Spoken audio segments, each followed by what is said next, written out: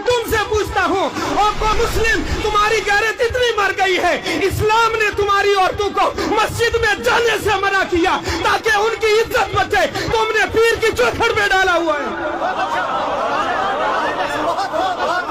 तुम्हारे उर्सों की तकरीब में मर्दों से ज्यादा औरतें होती है, और ये उर्स कराने वाले जाहिल, ये कमेटी वाले, ये ट्रस्टी लोग, पूरी दुनिया की बात कर रहा हूँ, कोई अपने ऊपर ना ले जाए। मेरा काम है आईना दिखाना, अगर किसी को बुरा लगे तो सामने से हट जाए, आईना दिखाया जाएगा।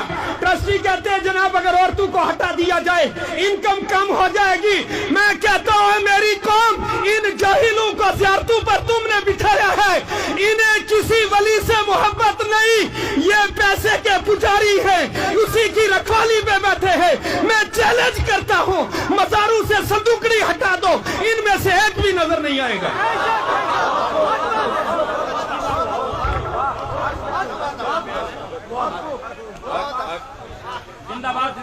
जियारत पर आपने बकरा दिया, खादिया ट्रस्ट का सदर, मुझे बताओ ना सही बाबा को सवाब मिला, ना दरवेश जो है दरवेश गुलाम कादिर को सवाब मिला, ना ही शादरा सरकार को सवाब मिला। अरे किसी ट्रस्टी को खिलाना कौन सा सवाब का काम है? मोहल्ले की मस्जिद में मकतब चलाते हुए तुम सोचते हो इसमें फायदा कोई नहीं। याद रख ले, अहले सुन्नत का मौक़िफ़ वाज़ेह है। औलिया इकराम के मज़ार पर जो न्याज डाली जाती है इसे मन्नत शरी नहीं कहते, मन्नत उर्फी है। अगर किसी ने मानी काम हो गया तब भी शरीयतन देना वाजिब नहीं है, और वहां देना हराम है जहां दीन का काम ना होता हो।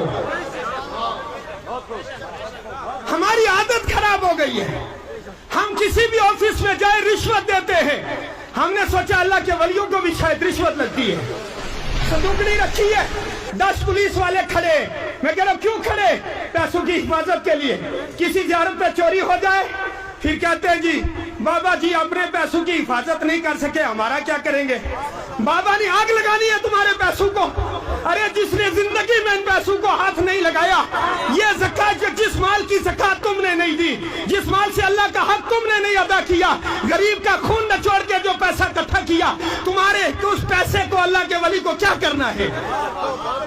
आज हर बंदा सवाल करता है कि मज़ारात औलिया पर जो पैसा आता है उससे दीन का काम क्यों नहीं होता? तो इसका सीधा जवाब एक ही है, मज़ारात पर आने वाले पैसों में उसमें से अल्लाह का हक अदा नहीं किया हुआ होता, वो माले महफूज नहीं होता, माले महफूज ज़ाया कभी नहीं होता। हमें शरीयत सीखनी होगी।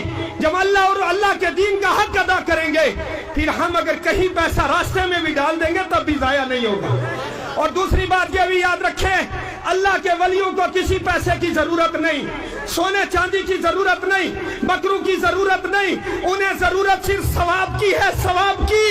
वो सवाब चाहते हैं। सवाब कैसे होगा? आपने एक बकरा एक वली की ज़ियारत पर लेकर दे दिया, उन्होंने उस बकरे को बेचकर उसका पैसे से दीन का काम किया, दीन के काम का सवाब मिलेगा, ट्रस्टी को भी मिलेगा कि उसने सही हक अदा किया, मस्जिद जो है देने वाले को भी मिलेगा, वही सवाब साहिब मज़ार को भी मिलेगा। मगर जिस मज़ार से करोड़ों रुपए हुकूमत को दे दिया जाए, मुझे बताओ उस मज़ार से साहिब मज़ार को क्या फायदा होगा? हमारी कौम इतनी भूली है, साल में हजारों रुपए जमा करके अजमेर शरीफ दे रहे हैं बाबा जी के, सरकार ख्वाजा गरीब नवाज के मज़ार अक़दस पर न्याज देने जा रहे, और वहां बैठे शिया खा रहे हैं। और जनाब मैंने यूं ही नहीं कहा, हमारे दिल तो हुसैन के साथ है पर हमारा अमल यजीद के साथ मिलता है। हमें अपना अमल सुधारना होगा।